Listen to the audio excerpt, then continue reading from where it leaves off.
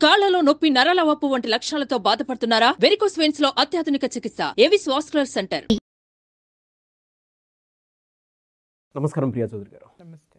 ఒకప్పుడంటే సాంప్రదాయబద్ధంగా బట్టలు వేసుకోవటం, దానికి సంబంధించినటువంటి వాటిల్లో భారతీయ సాంప్రదాయం ఇలానే ఉంటుందనేటువంటి దానికి మాట్లాడుకునేవాళ్ళం. ముఖ్యంగా తెలుగులో అయితే దానికి చాలా ఇంపార్టెన్స్, వాల్యూ ఇచ్చేసుకుంటూ వచ్చేవాళ్ళం.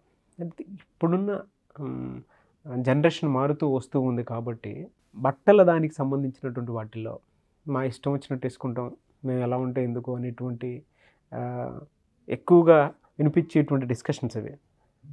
ఓవరాల్గా మాట్లాడుకుందాము. సంస్కృతి ముందుకు వెళ్తుంది అనుకోవాలా, లేదా అలవాటు పడాల్సినటువంటి అవసరం వచ్చేసింది అనుకోవాలా? అంటే ఆ విధంగానే ఉండాలేమో అనేటువంటి, అలవాటు పడాలేమో అనేటువంటి ఆలోచనలోకి వెళ్ళిపోవాల్సినటువంటి అవసరం ఉందంటారా? ఎలా తీసుకోవాలి? మనాళ్ళు చాలా గొప్పవాళ్ళు, చాలా పొదుపరులు, అలాగే చాలా భద్రత కలిగినటువంటి వాళ్ళు. భద్రత దేంట్లో ఉందంటే మన సంస్కృతిని మొత్తాన్ని మడిచేసి బీరువాల్లో పెట్టి తాళాలేశారు. పంచెలు, తర్వాత లుంగీలు, తర్వాత ఇంకేదో ఉంది కదా, అవి మగవాళ్ళు. ఆడపిల్లల సంగతి ఇంకా మనం ఎన్నిసార్లు మాట్లాడుకున్నా అది చెప్పనవసరం లేదు. ముఖ్యంగా నేను ఇవాళ మాత్రము ఆడవాళ్ళ నైటీల గురించి మాట్లాడినప్పుడు మగాళ్ళు విపరీతంగా పాపం భార్యలకు పంపించారు, మారారు, చాలా థ్యాంక్స్ చెప్పారు నాకు. ఇప్పుడు మీ గురించి మాట్లాడే అవకాశం నాకు వచ్చింది. నాగరాజు గెలికాడు, సంబంధం నాకు లేదు, ఏదన్నా ఉంటే నాగరాజుని వేసుకోండి, నాకు సంబంధం లేదు. మగాళ్ళ గురించి మాట్లాడతా. ఈ మధ్యకాలంలో నేను ఒక టెంపుల్కి వెళ్ళా, కేరళ అనంత పద్మనాభ స్వామి టెంపుల్. ఆ టెంపుల్లో టోటల్గా ట్రెడిషనల్ పంచకట్టుతోటే వెళ్ళాలి, లేకపోతే నేను లోపలికి రానివ్వరు. ఇది వేసుకొని వచ్చినా కూడా అసలు ఆ గడప కూడా ఎక్కనివ్వరు నిన్ను.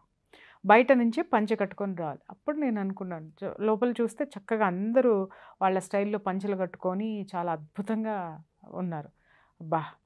ట్రెడిషనాలిటీని కనీసం గుళ్ళల్లోనన్నా బ్రతికిస్తున్నారు ఇలాంటి ఆనవాయితీలు పెట్టి అని అనుకున్నా. లోపలికి వెళ్ళాను, చాలా టైం పట్టింది. హ్యాపీగా చాలాసేపు మెడిటేషన్ చేసుకున్నాను. అద్భుతమైన ఎనర్జీస్ అవంతా చూస్తూ వచ్చేసరికి కొంతమంది కొన్ని అవతారాలను చూసిన తర్వాత మూడంతా నాశనం అయిపోయింది. అంతసేపు చేసుకున్న మెడిటేషన్ ఎనర్జీ కాస్త దొబ్బింది. ఏందని అడుగు. కొంతమంది అన్నయ్యలు జీన్స్ ప్యాంటు మీద ఇది కట్టుకొని తిరుగుతున్నారు. ఏమనాలి వీళ్ళని? అక్కడ ట్రెడిషనాలిటీ పెట్టింది దేనికి రా నాయన? పంచ కట్టు, నీ శరీరానికి కట్టు, జీన్స్ ప్యాంటు కాదు. అర్థమైందా? జీన్స్, అసలు ఆ జీన్స్ అనేటటువంటి పదార్థాన్నే లోపలికి అలౌ చేయకూడదు. అండర్స్టాండ్? బట్ వీళ్ళు ఏం చేసినారు, జీన్స్ ప్యాంటు మీద పంచ కట్టుకొని వచ్చారు. ఒరే నాయనా అని చూసుకొని పాపం భగవంతుడు. ఎందుకంటే ఇందాక మీరు అన్నారు కదా తమరు, ఇది యాక్సెప్ట్ చేయాలా, ఫాలో అవ్వాలా అని. అప్పుడు నాకు అనిపించింది అనంత పద్మనాభ స్వామి ఎందుకంటే పడుకున్నాడు, ఇవన్నీ నేను చూడాల్సిన అవసరం నాకుందా అని పడుకున్నట్టున్నాడు. ఓకే. ఆడపిల్లల్ని చూసా, చక్కగా అందరూ ఆ కేరళ స్టైల్లో అవి కట్టుకొని చక్కగా సాంప్రదాయబద్ధంగా చాలామంది చీరలు కట్టుకొని వచ్చారు. అమ్మ వెరీ గుడ్, ఆడపిల్లలన్నా అట్లీస్ట్ ఆడవాళ్ళన్నా ఫాలో అయ్యారు ట్రెడిషను అని చెప్పేసి అని వీడియోలు తీసుకుంటానికి లేదు. లేకపోతే అది ఒకటి తీసుకొచ్చి చేసి పడేసేదాన్ని సుమన్ టీవీలో. చూస్తూ ఉండేసరికి కొంచెంసేపు అలా కూర్చున్న తర్వాత అలా మెల్లగా ఇంకా జనం వస్తూ ఉన్నారు. తర్వాత చూస్తును కదా, రెండు ఒకటే జాతి. ఆ అమ్మలు కూడా జీన్స్ ప్యాంట్లు వేసుకుని జీన్స్ ప్యాంట్ల మీద పంచెలు కట్టుకొని లోపలికి వస్తున్నాయి. అసలు ఒక సంప్రదాయం ఎందుకుంది, దాన్ని ఎందుకు పాటిస్తున్నాము, దాని వెనక ఉన్నటువంటి విలువలేంటి? ఏం మారారా అయ్యా, ఏం మారారు? మారాము అనేటటువంటి ఒక ట్యాగ్ వేసుకొని విలువల్ని పక్కన వదిలేసి వలువల్ని కత్తిరించుకుంటూ తిరుగుతున్నారు మీరు అందరూ. మీరు కాదు, నేనైనా నా ఇంట్లోనైనా అదే జరుగుతుంది ఇవాళ. అంటే పక్కవాడు అలా చేస్తున్నాడు కాబట్టి నేను ఇది చేస్తే నేను చేయాల్సి వస్తుందేమో, నేను చేయకపోతే వెనకబడతామేమో అని నువ్వు మాట్లాడతావేమో. చిన్న ఎగ్జాంపుల్ చెప్తా. ఇప్పుడు ఒక అపార్ట్మెంట్లో అందరం ఉంటాం.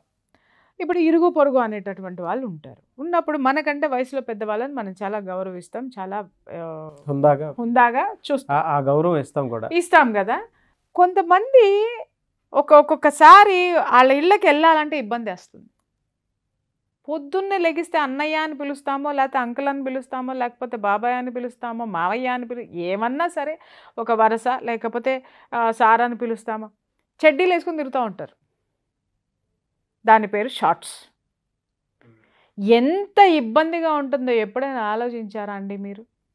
మగవాళ్ళు, ఆడవాళ్ళు నైటీ వేసుకున్నందుకు తెగ గింజుకుంటున్నారు. ఆడవాళ్ళు బట్టలు ఏదో అర్ధనగ్న ప్రదర్శన చేయడం వల్ల మానభంగాలు జరిగిపోతున్నాయి, అత్యాచారాలు జరిగిపోతున్నాయని గగ్గోలెట్టేస్తున్నారు. మరి మీరు చేసే పని ఏంది భయ్యా? ఎయిర్పోర్ట్లో చూడు అయ్యే చెడ్డీలు కనపడతాయి. ఓకే, ఇంట్లో వేసుకుని తిరిగారు, ఇబ్బంది పడుతుందంటే ఇంటికి వెళ్ళడం మానేస్తాం. నిజంగా ఇబ్బందికరంగానే ఉంటుంది, అది మీకు కంఫర్టబుల్ కావచ్చు. నైటీలు ఆడవాళ్ళకి కంఫర్టబుల్ అంటే మీకు ఎంత చిర్రెత్తుకు వస్తుందో, మీకు షార్ట్స్ కంఫర్టబుల్ అంటే మాకు కూడా అంతే చిర్రెత్తుకు వస్తుంది. నువ్వు నీ ఇంట్లో ఉన్నప్పుడు వేసుకో, నైట్ టైం వేసుకో, పొద్దున్న బయటకు వచ్చిన తర్వాత మళ్ళీ మామూలు లుంగి కట్టుకొని సావు, లేకపోతే ఇంకేదన్నా వేసుకొని, ట్రాక్లు చచ్చినాయి కదా నిండా, అవి వేసుకొని సావచ్చు కదా. అబ్బే అయ్యే వేసుకొని తిరుగుతుంటారు. మీరు మాత్రం ముప్పాతికి నగ్న ప్రదర్శన చేసేయచ్చు అవి వేసుకొని.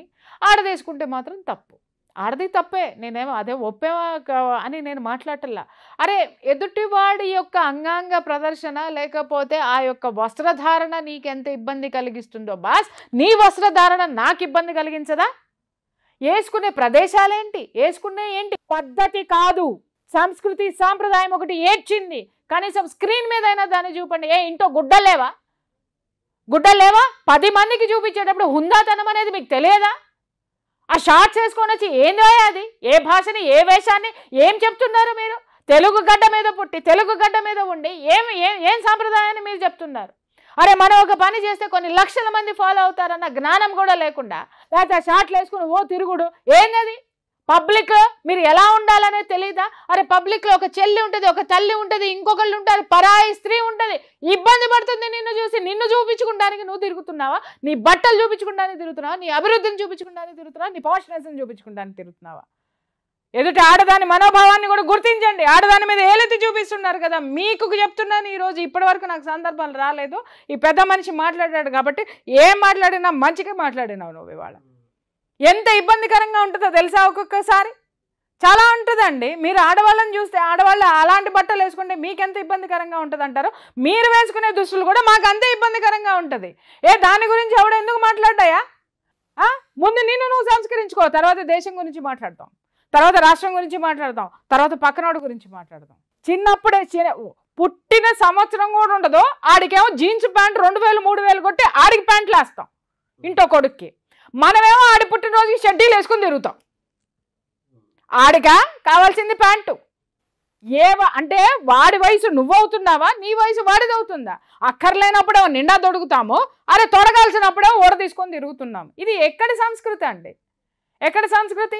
అడదాని గురించి మాట్లాడినప్పుడు మిమ్మల్ని కూడా క్వశ్చన్ వేసుకొని మీ విషయం కూడా మాట్లాడదలుచుకున్నాను నేను. అసలు చాలా సందర్భాల్లో నాకు ఇవన్నీ చిరాకు అనిపించింది, కానీ ఇది టాపిక్, మాట్లాడాల్సిన టాపిక్ అనేది నాకు ఇప్పుడు ఈ పిల్లోడు మాట్లాడిన తర్వాత నాకు అర్థమైంది.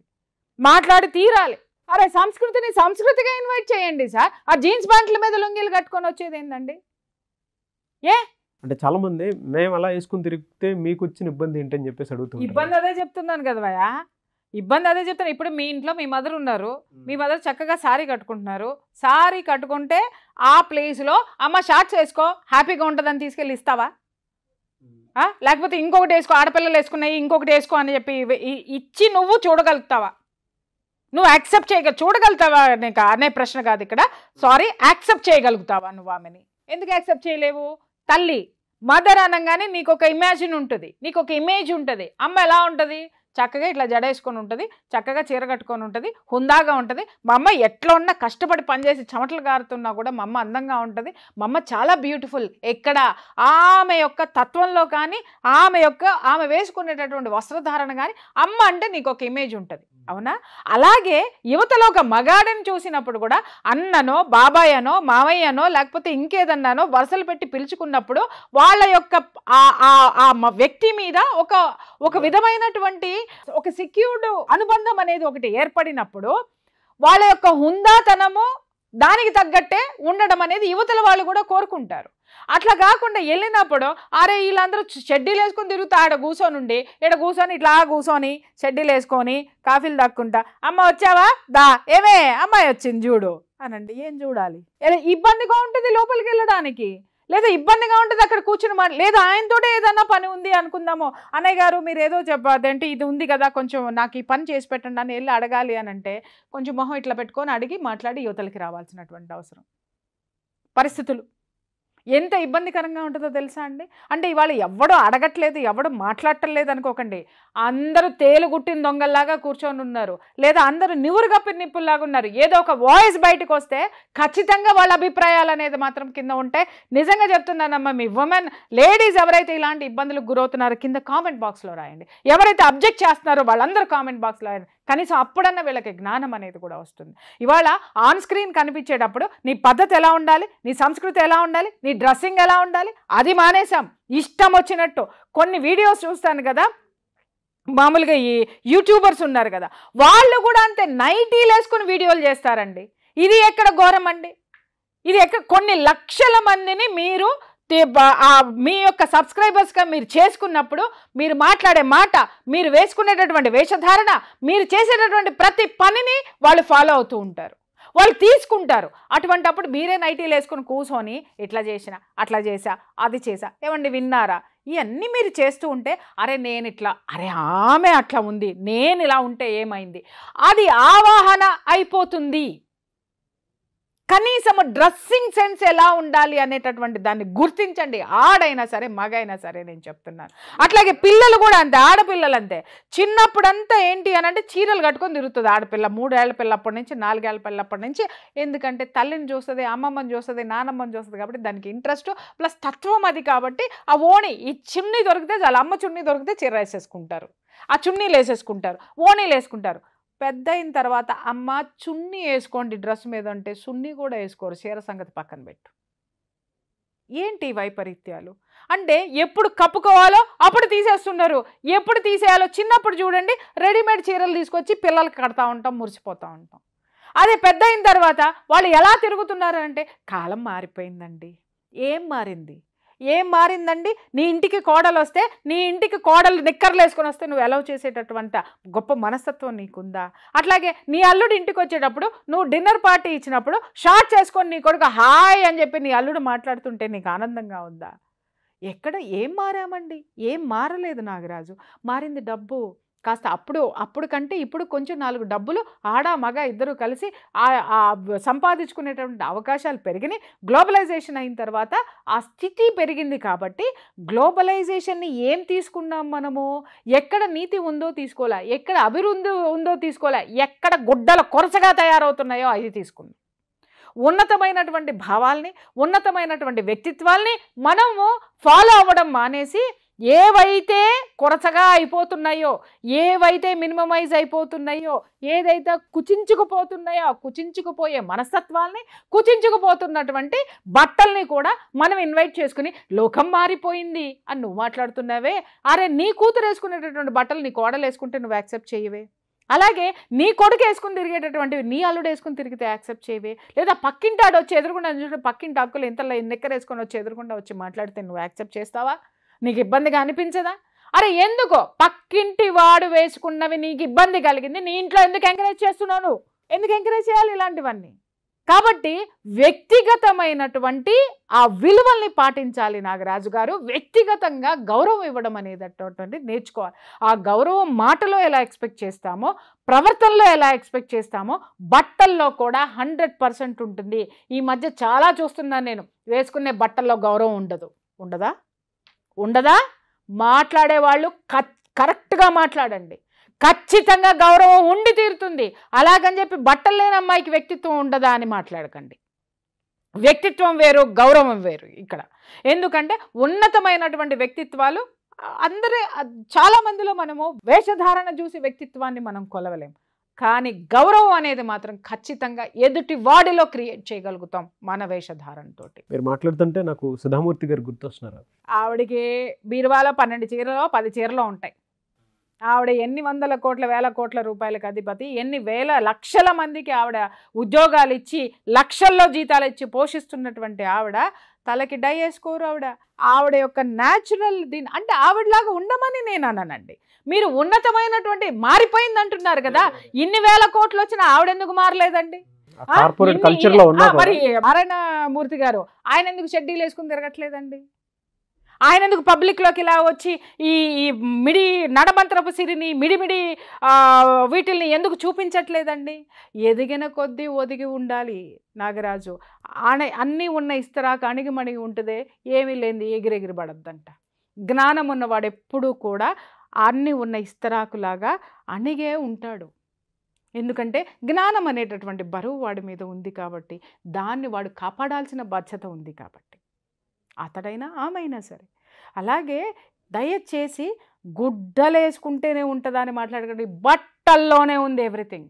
Everything is within our clothes or with our clothes.